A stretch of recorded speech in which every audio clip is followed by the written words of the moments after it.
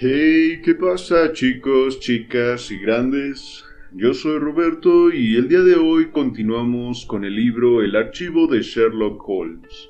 Disculpen la espera, pero he estado un poco ocupado. Muchas gracias a todos por sus comentarios. Me alegra que a muchos de ustedes les estén gustando este tipo de relatos. Así que, sin nada más que agregar, comencemos. Capítulo 10. La aventura del fabricante de colores retirado. Sherlock Holmes estaba aquella mañana de humor melancólico y filosófico. Su naturaleza siempre despierta y práctica se hallaba sujeta a esta clase de reacciones. ¿Lo vio usted a ese hombre?, me preguntó. ¿Se refiere al anciano que acaba de salir? A ese mismo. Sí, me crucé con él en la puerta. ¿Qué impresión le produjo? La de un hombre patético, fútil, vencido. Exactamente, Watson, patético y fútil. Pero ¿no es la vida una cosa patética y fútil? ¿No es su historia un microcosmos de la historia toda? Alcanzamos, apresamos. ¿Y qué queda al final en nuestras manos? Una sombra, o peor aún que una sombra, el dolor. ¿Es ese hombre cliente suyo? Sí, me imagino que puedo darle ese calificativo. Me lo han enviado de Scotland Yard, de la misma manera que los médicos envían a veces a sus enfermos incurables a un curandero. Dicen que ellos ya nada pueden hacer y que ocurra lo que ocurra, no es posible que el enfermo se encuentre peor. ¿Y qué le pasa a ese? Holmes echó mano a una tarjeta bastante grasienta que había encima de la mesa. Josiah Amberley. Dice que es el socio más reciente de la firma Brickfall & Amberley, fabricante de materiales artísticos. Puede usted ver esos nombres en las cajas de colores. Reunió su patrimonio, se retiró de los negocios a la edad de 61 años. Compró una casa en Lewisham y se asentó allí para descansar después de una vida de incesante ajetreo. Cualquiera pensaría que de ese modo tenía el porvenir tolerablemente seguro. En efecto, Holmes echó un vistazo a algunas notas que había garrapateado en el reverso de un sobre. Se retiró del negocio el año 1896, Watson. A principios de 1897 se casó con una mujer 20 años más joven que él, y además bien parecida, si la fotografía no la favorece. Una renta suficiente para vivir con desahogo, una mujer, ninguna obligación de trabajar. Todo ello parecía brindar un camino recto a su vida. Y, sin embargo, se convierte en menos de 2 años en un pobre ser vencido y miserable, tanto como el más vencido y miserable que repta bajo el sol. Pero, ¿qué ha ocurrido? La historia de siempre, Watson. Un amigo desleal y una mujer casquivana. Según parece, Amberley tiene una afición en la vida, el ajedrez. En Lewisham vive un médico joven que es también aficionado a jugar al ajedrez. Tengo anotado su nombre, el doctor Ray Ernest. Ernest visitaba la casa con frecuencia, y la consecuencia natural fue que surgiese una intimidad entre él y la señora Amberley, porque tendrá usted que reconocer que nuestro infortunado cliente posee pocas gracias exteriores, por grandes que puedan ser las dotes de su alma. La pareja aquella se fugó la semana pasada, con dirección desconocida, y lo que es más, La infiel esposa se llevó la caja de documentos del viejo, en calidad de equipaje personal, y con una buena parte de los ahorros que había hecho en su vida dentro de la caja. ¿Podemos dar con el paradero de la mujer? ¿Podemos recuperar el dinero? Como usted ve, el problema es hasta aquí de lo más vulgar, aunque de importancia vital para Mr. Josiah Amberley. ¿Y qué piensa usted hacer al respecto?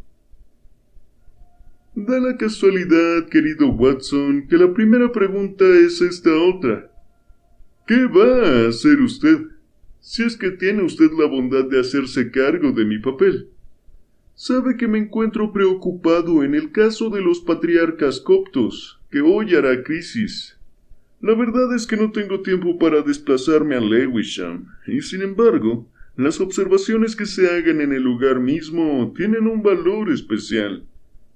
Y el viejo ese insistió mucho en que fuese yo, pero ya le expliqué la imposibilidad en que me encontraba. Está pues dispuesto a acoger a un representante mío. Sea como usted quiere, le contesté. Reconozco que no voy a servir de mucho, pero haré cuanto esté de mi parte. Y así fue como una tarde veraniega me puse en camino para Lewisham, muy ajeno a pensar que antes de una semana se hablaría anhelosamente en toda Inglaterra del asunto al que me lanzaba.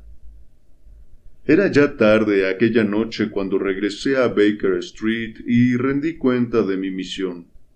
Holmes, con su enjuto cuerpo repatingado en el hondo sillón y la pipa dejando escapar lentas espirales de agrio humo de tabaco, tenía los párpados entornados tan perezosamente que casi parecía dormido, de no ser porque los levantaba en cuanto yo me detenía en mi narración o llevaba en ella a algún pasaje discutible, y entonces me traspasaba con la mirada interrogadora de sus ojos grises, tan brillantes y afilados como dos estoques.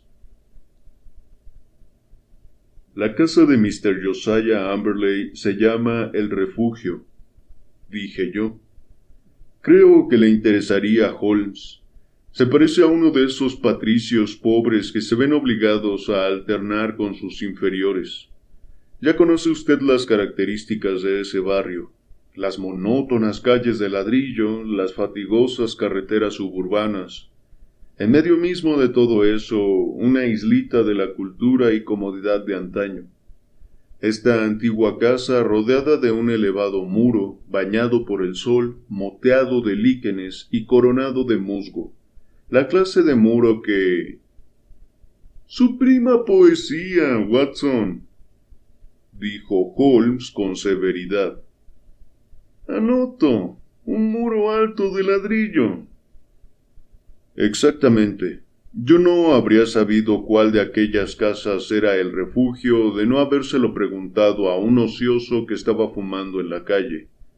Tengo razón para mencionarle a este individuo. Era alto, moreno, de grandes bigotes y apariencia de militar.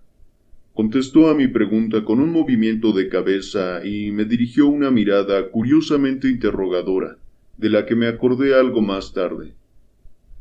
Apenas traspasé la puerta exterior, vi a Mr. Amberley que avanzaba por el camino de carruajes.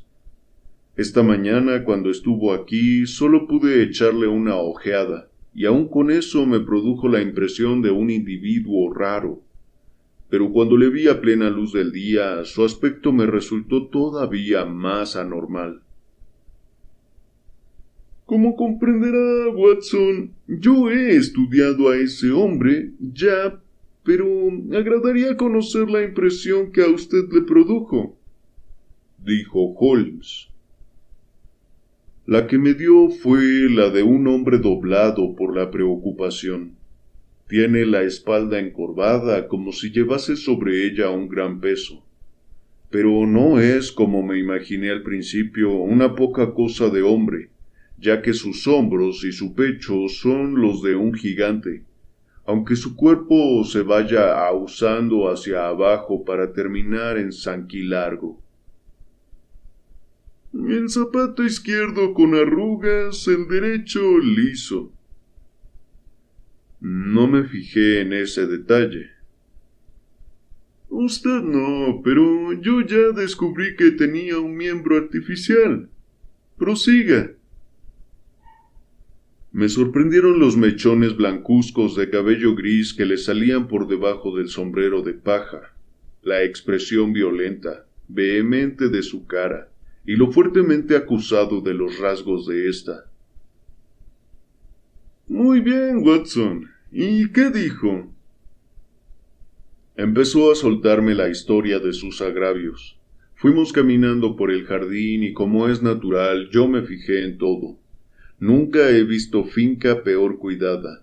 Las plantas del jardín estaban todas crecidas y altas, dándome la impresión del total abandono en que se las había dejado para que siguiesen las tendencias de la naturaleza, más bien que las del arte.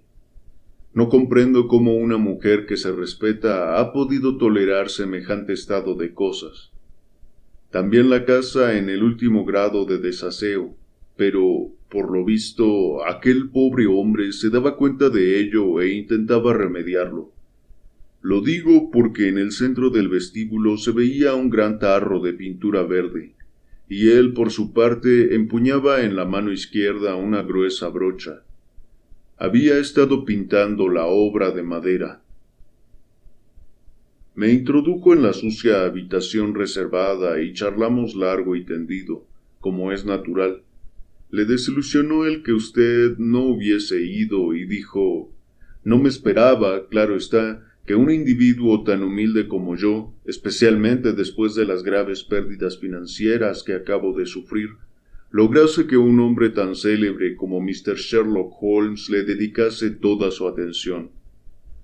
Le di la seguridad de que para nada había intervenido en eso su situación financiera, y él me contestó: «Sí, ya sé que ese señor se dedica al arte por el arte, pero quizá hubiese encontrado aquí algo digno de estudio, aunque solo se fijase en el lado artístico del crimen.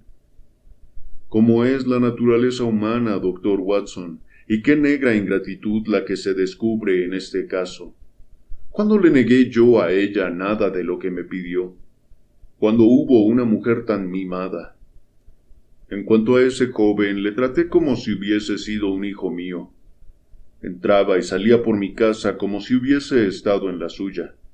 Y sin embargo, vea el trato que me ha dado. Es un mundo espantoso el nuestro, doctor Watson. Un mundo espantoso». Esa fue su cantinela durante 1 hora o más. Según parece, no abrigaba ninguna sospecha de aquella intriga amorosa. El matrimonio vivía solo en la casa, salvo una mujer que va todas las tardes a las 6 y se retira una vez terminado su trabajo. En la noche en cuestión, el anciano Amberley, deseando obsequiar a su esposa, había sacado 2 asientos de paraíso para el teatro de Haymarket.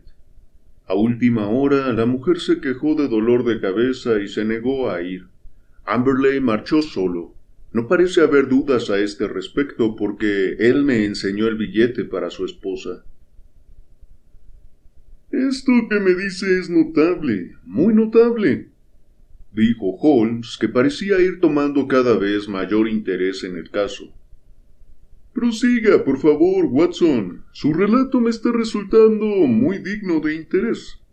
¿Examinó usted con sus propios ojos aquel billete? ¿No tomó por casualidad el número de asiento?» «Pues da la casualidad de que lo tomé», le contesté yo con algo de orgullo. Se me quedó en la memoria porque daba también la casualidad de que el número que yo tenía en la escuela era el 31. «Magnífico, Watson. Entonces, ¿es que el asiento de ese hombre era el 30 o el 32? «En efecto», le contesté algo intrigado, «y la fila era la B». «También ese detalle resulta muy satisfactorio. ¿Qué otra cosa le dijo él?» Me enseñó lo que él llamaba su cuarto blindado. Es realmente un cuarto como la cámara de un banco, con la puerta y la persiana de hierro, a prueba de ladrones, según me dijo. Sin embargo, la mujer disponía, por lo visto, de una llave duplicada, y entre ella y su amante se llevaron unas 7,000 libras en dinero y en papel del Estado. ¿En papel del Estado? ¿Y cómo van a venderlo? Me dijo que había entregado la lista de los títulos a la policía y que confiaba en que resultaría imposible su venta. Regresó del teatro a eso de la medianoche y se encontró con la casa saqueada, la puerta y la ventana abiertas y los fugitivos ya lejos de allí. No le dejaron ni carta ni mensaje. Tampoco ha vuelto a saber de ellos una sola palabra desde entonces. Inmediatamente alertó a la policía. Holmes se quedó meditando durante algunos minutos y luego me preguntó: «Dice usted que él estaba pintando. ¿Qué es lo que pintaba?» Verá usted, lo que realmente estaba pintando era el pasillo, pero había pintado ya la puerta y la obra de carpintería de ese cuarto blindado de que le he hablado. ¿No le parece a usted que esa es una ocupación algo extraña en las circunstancias por las que atraviesa? No hay más remedio que ocuparse en algo para aliviar el corazón dolorido. Esa fue la explicación que él mismo me dio. Es sin duda una excentricidad, pero estamos ante un hombre a todas luces excéntrico. Hizo añicos en presencia mía una fotografía de su esposa. La hizo añicos en un arrebato furioso lleno de ira. No quiero volver a ver su condenada cara. ¿Nada más, Watson? Sí, hay algo que me llamó la atención más que todo lo que he dicho. Me había hecho conducir en coche hasta la estación de Blackheath y había subido ya al tren. En el instante mismo de arrancar vi que un hombre se metía como una flecha en el vagón próximo al mío. Ya sabe usted, Holmes, que a mí me quedan rápidamente grabadas las caras y figuras. Este hombre del vagón era sin duda el mismo individuo alto y moreno al que yo había dirigido la palabra en la calle. Le vi nuevamente en el puente de Londres, y luego me perdió entre la multitud, pero estoy convencido de que me venía siguiendo. «Claro que sí, exclamó Holmes. «Un hombre alto, de tupidos bigotes, dice usted. ¿Verdad que llevaba gafas oscuras contra el sol?» Holmes, usted es un brujo. Yo no lo había dicho, pero sí, que llevaba gafas oscuras contra el sol.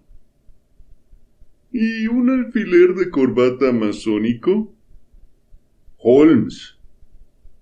Es muy sencillo, mi querido Watson, pero vamos ahora a lo práctico. No tengo más remedio que confesarle que este caso, que me pareció de una sencillez absurda e indigno de que yo me ocupase de él, está adquiriendo rápidamente un aspecto muy distinto. La verdad es que a pesar de que usted durante su misión ha dejado pasar por alto todos los detalles de importancia, bastan las cosas que se le han metido por los ojos para dar en qué pensar seriamente. ¿Qué es lo que se me ha pasado por alto?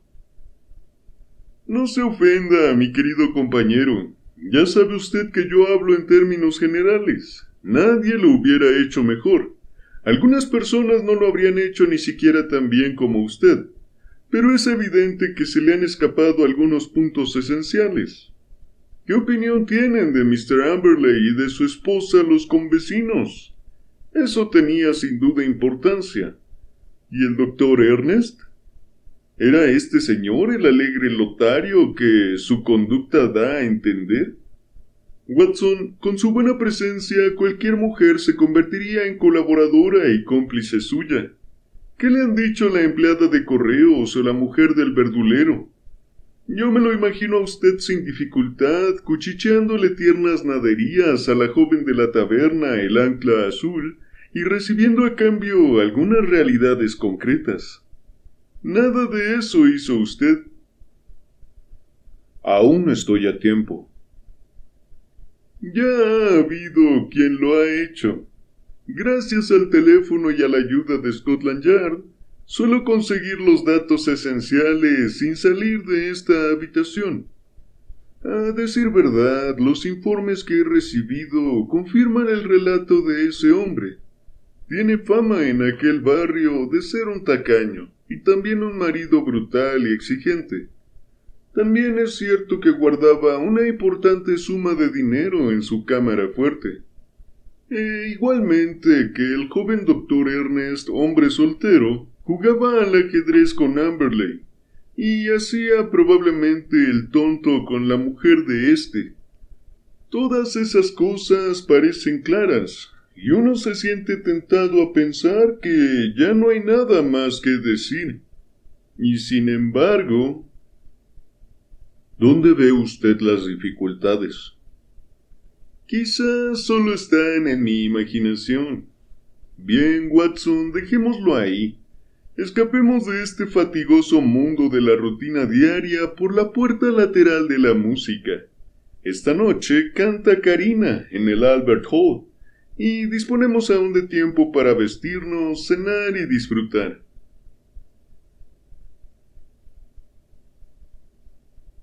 Me levanté por la mañana temprano, pero algunas migajas de tostada y 2 cáscaras vacías de huevo me anunciaron que mi compañero había madrugado todavía más que yo.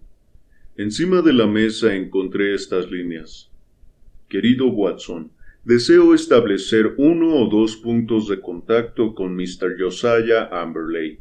Cuando lo haya hecho pondremos de lado este caso, o lo seguiremos. Lo único que le pido es que esté usted a mano a eso de las 3 de la tarde, porque bien pudiera ser que yo le necesitase. S.H. No volví a ver a Holmes hasta esa hora, en que regresó serio, preocupado y ensimismado.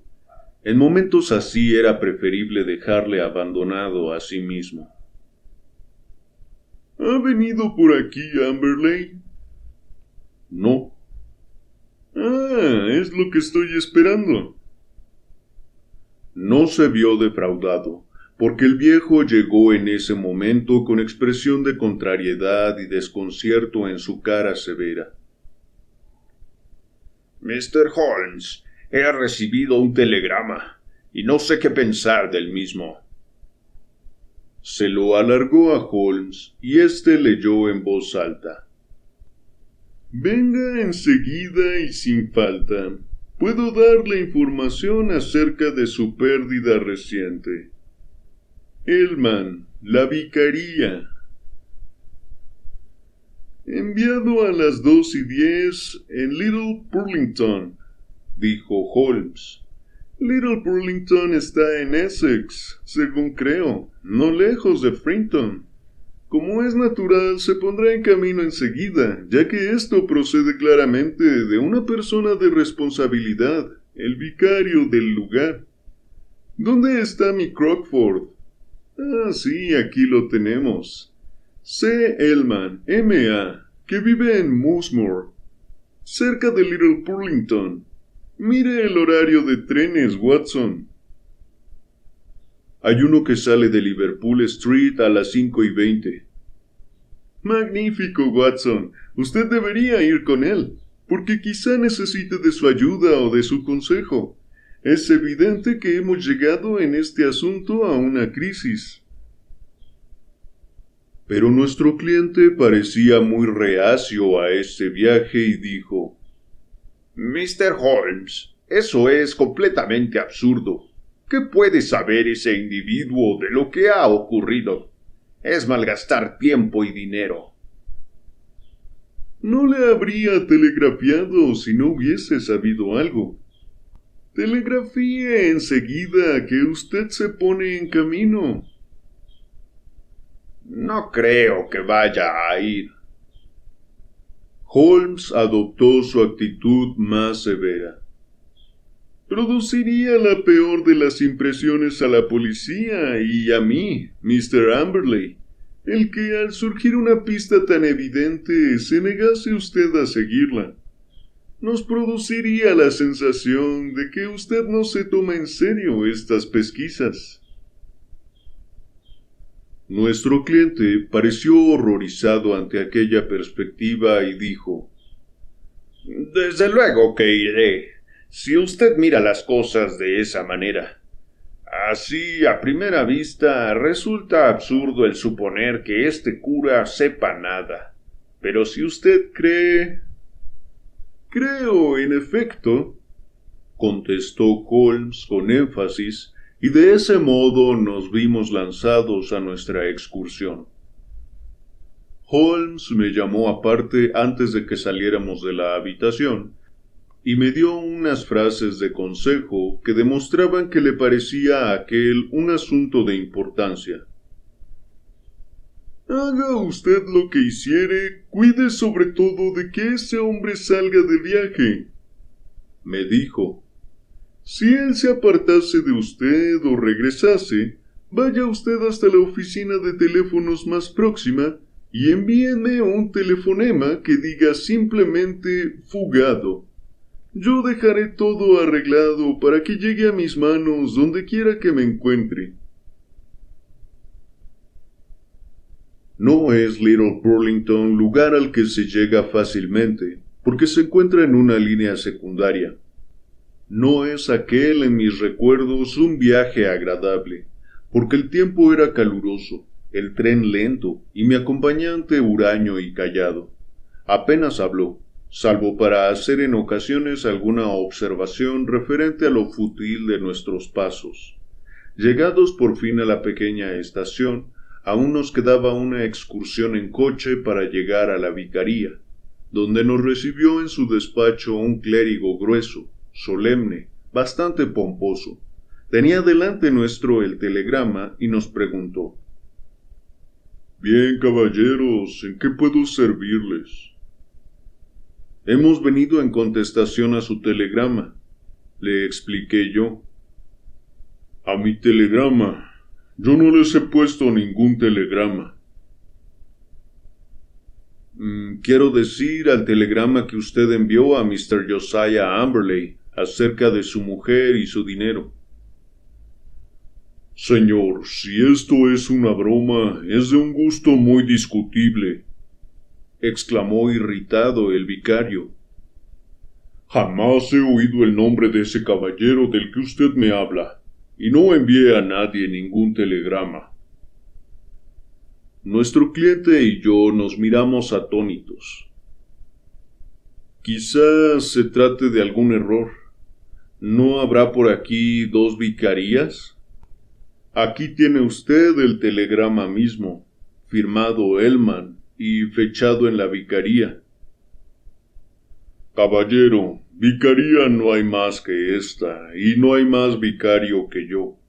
Este telegrama es una escandalosa falsedad, y ya se encargará la policía de investigar su origen.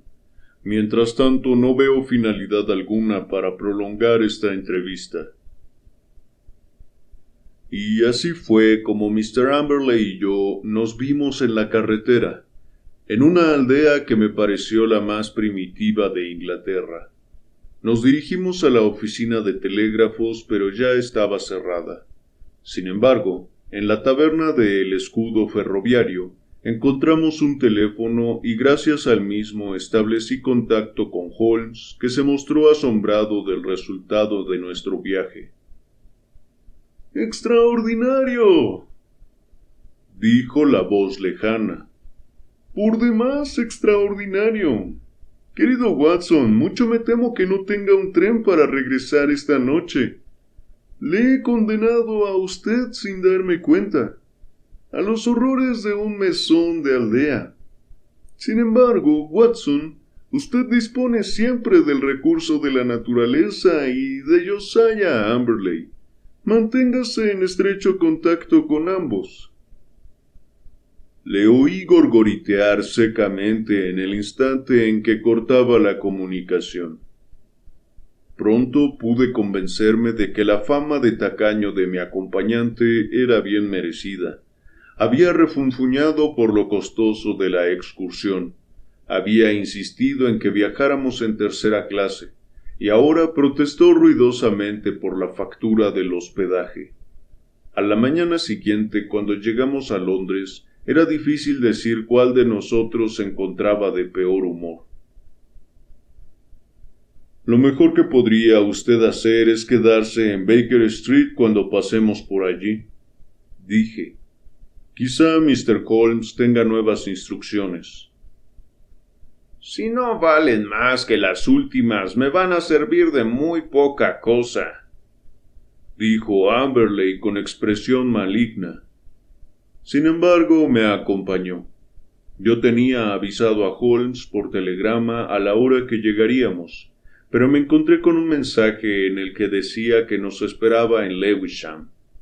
Esto constituyó una sorpresa, pero aún lo fue mayor al encontrarme con que Holmes no estaba solo en la sala de nuestro cliente. Junto a él se encontraba un hombre moreno, de rostro severo e impasible, con gafas con cristales oscuros y un voluminoso alfiler masónico muy a la vista en su corbata.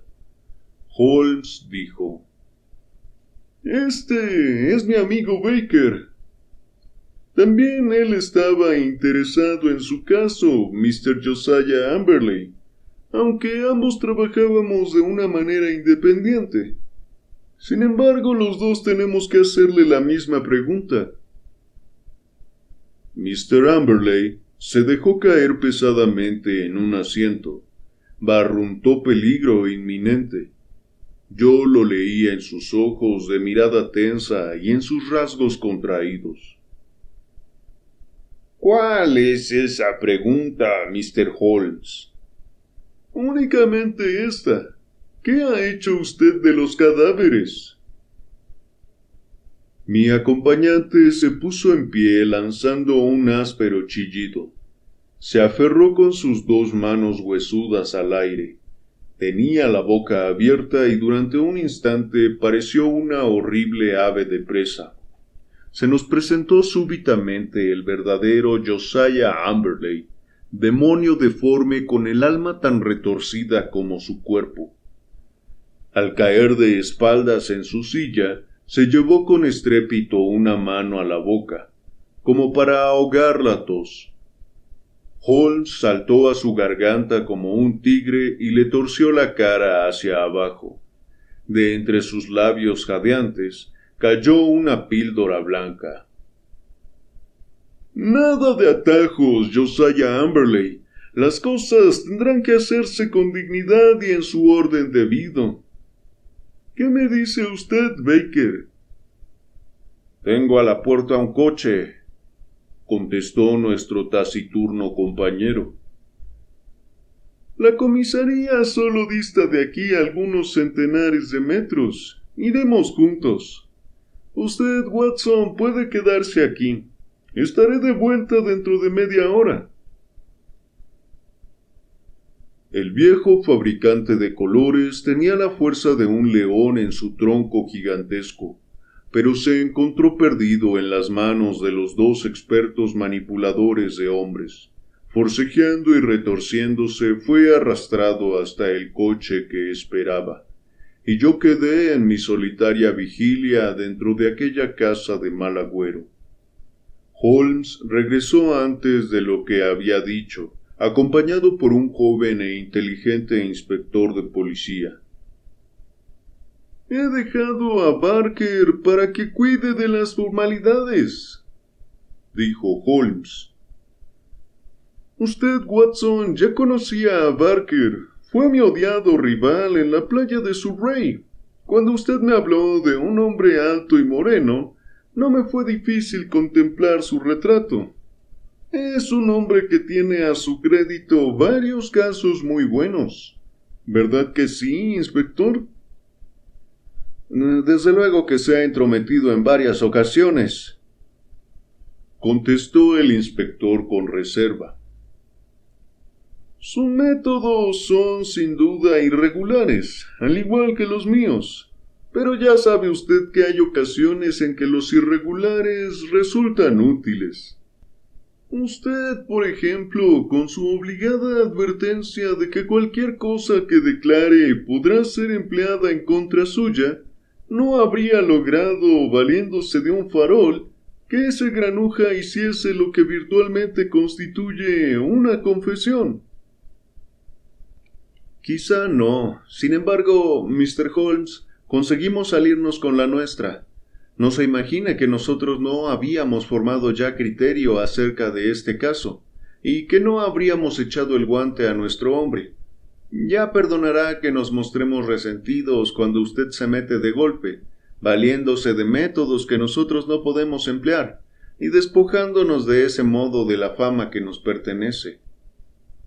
No habrá tal despojo, Mackinnon. Le aseguro que de ahora en adelante yo desaparezco, y que en cuanto a Barker, no ha hecho otra cosa que lo que yo le he dicho. El inspector parecía considerablemente aliviado. Mr. Holmes, esa conducta suya es espléndida. A usted han de importarle poco las alabanzas o las censuras. Pero el caso nuestro es muy diferente cuando los periódicos empiezan a hacer preguntas. De acuerdo. Puede estar seguro de que en esta ocasión le harán preguntas, de modo que no estaría de más el que tuviese preparadas las respuestas. ¿Qué va usted a decir, por ejemplo, si un informador inteligente y activo le pregunta cuáles fueron concretamente los detalles que despertaron sus sospechas, y que por último se convirtieron en absoluto convencimiento de la verdad de los hechos? El inspector pareció desconcertado. Mr. Holmes, yo creo que hasta ahora no tenemos ninguno de esos hechos concretos. Usted dice que el preso, en presencia de 3 testigos, hizo algo que equivale a una confesión, intentando suicidarse, porque había asesinado a su esposa y al amante de ésta. ¿Qué otros hechos tiene usted? ¿Dio orden de que se registre la casa? Están a punto de llegar con ese objeto 3 agentes de policía. Pues en este caso no tardará usted en disponer del más evidente de todos los hechos. No es posible que los cadáveres estén lejos de aquí. Busque en las bodegas y en el jardín. No debe ser tarea larga la de excavar los lugares probables. Esta casa es más antigua que la instalación del agua corriente. Debe pues de haber en alguna parte un pozo que ya no se emplea. Pruebe en él su suerte. Pero, ¿cómo lo averiguó usted? ¿Y de qué manera se cometió el crimen? Le enseñaré primero de qué manera se cometió y después le daré la explicación que usted se merece. Y que se merece todavía más este amigo mío que la espera desde hace mucho, y que ha sido de un valor inapreciable durante todo el caso. Pero quiero empezar por hacerle ver la mentalidad de este hombre. Es una mentalidad muy fuera de lo corriente.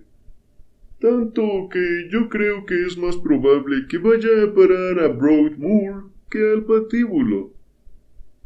Posee en el más alto grado la clase de inteligencia que uno supone en el temperamento italiano medieval, más bien que en un hombre de la Inglaterra moderna. Era un tacaño miserable que traía a su mujer tan a mal traer con sus procedimientos ruines que era por ello presa fácil de cualquier aventurero. Este se presentó en la persona del doctor que jugaba al ajedrez. Amberley sobresalía en este juego. Fíjese, Watson, en que ese es un indicio de su inteligencia maquinadora. Como todos los avaros, era hombre celoso, y sus celos se trocaron en manía frenética. Con razón o sin ella, sospechó una intriga amorosa. Decidió vengarse y lo planeó con habilidad diabólica. ¡Venga! Holmes nos llevó por un pasillo con la misma seguridad que si hubiese vivido en la casa, y se detuvo delante de la puerta abierta de la cámara fuerte. «¡Uf!», ¡Qué antipático olor de pintura!, exclamó el inspector. Esta fue nuestra primera pista, dijo Holmes. Puede agradecérsela a la observación del doctor Watson, aunque éste no supo sacar la consecuencia. Fui yo quien puso al pie en el rastro. ¿Por qué llenaba este individuo la casa en una ocasión así de fuertes olores? Evidentemente para ocultar con ellos otros olores. Algún olor culpable que podría despertar sospechas. Luego se presentó la idea de una cámara como esta que ve usted aquí, que tiene la puerta y los póstigos de hierro. Es decir, una habitación herméticamente cerrada. Junta usted esos dos hechos. ¿A qué llevan? Solo examinando la casa por mí mismo podía yo averiguarlo. Estaba yo seguro de que se trataba de un caso grave, porque había examinado la hora del billetaje del teatro de Haymarket, otra de las dianas del doctor Watson, comprobando que ni el número 30 ni el número 32 de la fila B del paraíso habían sido vendidas aquella noche. Por consiguiente, la coartada de Amberley se venía abajo, porque no había entrado en el teatro. Cometió un grave resbalón al dejar que mi astuto amigo viese el número de asiento que había comprado para su esposa. El problema que ahora se presentaba era el de encontrar la manera de examinar la casa. Envié a un agente mío hasta la más absurda de las aldeas en que se me ocurrió pensar, y le hice ir a mi hombre a una hora que le imposibilitase el regresar aquella noche. Para evitar que Amberley nos burlase, hice que le acompañara el doctor Watson. El apellido del buen vicario lo saqué como es natural de mi Crockford. ¿Me explico con claridad? Estupendamente, dijo el inspector con voz reverente. Sin peligro ya de que nadie me interrumpiese en mi tarea, procedí al estudio de la casa. La profesión del salteador de casas ha constituido siempre una posible alternativa a la profesión que ejerzo. No me cabe duda de que si me hubiese decidido por aquella, habría destacado. Fíjese en los descubrimientos que hice. Vean la tubería del gas que viene por aquí, a todo lo largo de la cenefa. Al llegar al ángulo de la pared, sigue hacia arriba, y aquí en el rincón hay una llave. La tubería entra en la cámara fuerte y va a terminar en este rosetón de yeso que hay en el centro del cielo raso, donde queda disimulada por los adornos decorativos. El tubo está abierto de par en par. En cualquier momento y con solo abrir la llave exterior se podría inundar de gas la cámara. Con la puerta y los póstigos de la ventana cerrados, no le daría yo 2 minutos de conservar el conocimiento a la persona encerrada en la pequeña habitación. Ignoro de qué endiablada añagaza se valió para que él y ella entrasen, pero una vez dentro y la puerta cerrada, estaban a merced suya.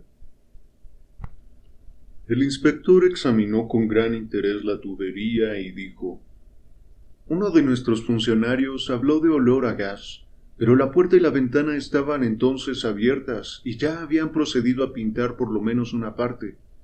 Según Amberley nos dijo, había empezado esa tarea el día anterior. ¿Y qué más, Mr. Holmes? Pues entonces ocurrió un incidente bastante inesperado para mí. Empezaba a clarear el día y yo estaba colándome por la ventana de la despensa cuando sentí que una mano me agarraba por el cuello de la ropa y oí una voz que me dijo: granuja, ¿qué haces aquí dentro? Cuando pude doblar la cabeza me encontré frente a los cristales ahumados de mi amigo y rival, el señor Barker. Lo curioso de aquel encuentro inesperado nos hizo sonreír a los dos. Por lo visto, la familia del doctor Ray Ernest le había encargado a él que llevase a cabo algunas investigaciones, y también había llegado a la conclusión de que allí se había jugado sucio. Llevaba vigilando la casa varios días y se había fijado en el doctor Watson como uno de los personajes evidentemente sospechosos que habían ido de visita. No podía en modo alguno proceder a la detención de Watson, pero cuando vio a un individuo escabullirse fuera por la ventana de la despensa, no pudo ya contenerse. Le expliqué cómo estaban las cosas y proseguimos juntos las investigaciones. ¿Por qué con él sí y con nosotros no? Porque pensaba ya someter a Amberley a esa pequeña prueba que tan admirablemente ha resultado. Temí que quizás ustedes no quisiesen llevar las cosas tan adelante. El inspector se sonrió. En efecto, quizá no hubiésemos querido. De modo, Mr. Holmes, que tengo su palabra de que usted se hace desde este momento a un lado y nos entrega el resultado de sus investigaciones. Así lo he hecho siempre. Bien, se lo agradezco en nombre del cuerpo. Tal como usted lo ha explicado, el caso se presenta claro, y no creo que haya una gran dificultad para dar con los cadáveres. Y ahora le voy a mostrar una pequeña prueba algo macabra, dijo Holmes. Estoy seguro de que ni el mismo Amberley se fijó nunca en ella. Si quiere usted conseguir buenos resultados, inspector, colóquese siempre en el lugar de los demás y piense lo que usted haría en su caso. Exige imaginación, pero compensa siempre. Pues bien, supongamos que usted se viese encerrado en esta pequeña habitación que solo le quedasen 2 minutos de vida y quisiese quedar a mano con el criminal, que probablemente estaba en ese instante mofándose de usted desde el otro lado de la puerta. ¿Qué haría usted? Escribiría un mensaje. Exactamente. Querría usted informar a los demás de cómo moría. De nada le servía escribir en un papel porque él lo descubriría. Pero si escribiese usted en la pared, quizá lo viese alguien. Y ahora, vean ustedes aquí. Encima mismo del zócalo hay algo escrito con lápiz de tinta encarnada. Nos has, y nada más. ¿Y qué saca usted en consecuencia? El escrito está a 30 centímetros de altura del suelo. Cuando lo escribió, el pobre hombre estaba caído en el suelo y moribundo. Perdió el sentido antes de que pudiera terminar la frase. Sí, él quería escribir «nos asesina». Así lo veo yo. Y si ustedes encuentran encima del cadáver un lápiz de tinta... Puede usted estar seguro de que lo buscaremos. Pero, ¿y los valores? Es evidente que no hubo tal robo. Y él, eso sí, poseía esos valores. Lo hemos comprobado. Tenga la seguridad de que los tiene ocultos en un lugar seguro. Cuando toda la historia de la fuga hubiese pasado al olvido, él los habría descubierto de pronto, bien anunciando que la pareja culpable se había arrepentido y le había devuelto el botín, o que lo había perdido. Veo que usted ha encontrado respuestas a todas las dificultades, dijo el inspector. Desde luego, a nosotros tenía que venir para darnos parte, pero no me explico el que se haya dirigido también a usted. Un puro refinamiento, contestó Holmes.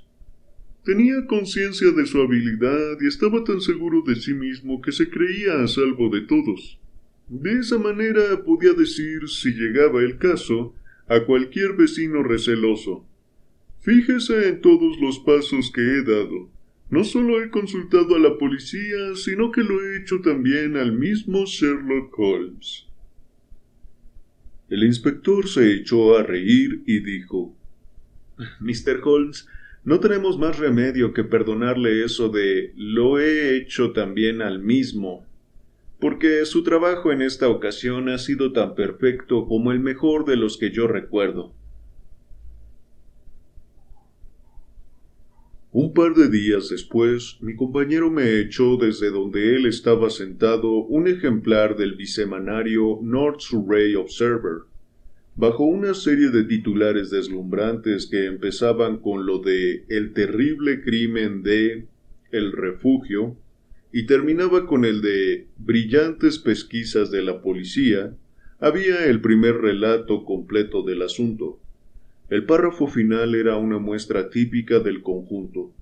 Decía así: la extraordinaria sagacidad con que el inspector Mackinnon dedujo del olor de pintura que quizá con ello se ocultase otro olor, por ejemplo el de gas, la audaz hipótesis de que quizá la cámara fuerte fuese también la cámara de la muerte, y la investigación subsiguiente que llevó a descubrir los cadáveres dentro de un pozo que no se usaba y cuya boca estaba hábilmente oculta por la caseta del perro, quedarán en la historia del crimen como ejemplo destacado de la inteligencia de nuestros detectives oficiales. Vaya, vaya, este Mackinnon es un buen muchacho, exclamó Holmes con sonrisa bonachona. Pásalo a nuestros archivos, Watson. Quizá pueda contarse algún día toda la verdad.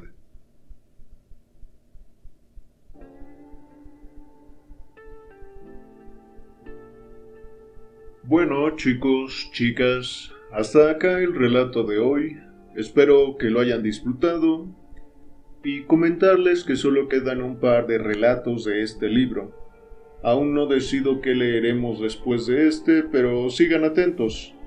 Una disculpa si últimamente he tardado en publicar videos. Por un lado, sé que no todos los que oyen los relatos de Sherlock Holmes escuchan también los otros libros que estuve subiendo al canal y que por cierto ya acabamos, pero aparte no he tenido mucho tiempo para invertir en este proyecto. Muchas gracias a todos los que han comentado últimamente. Leo todos sus comentarios aunque no pueda responder a la mayoría de ellos. Un saludo para todos los que se han tomado el tiempo. Y en cuanto a los comentarios de este relato, pues me pareció muy emocionante.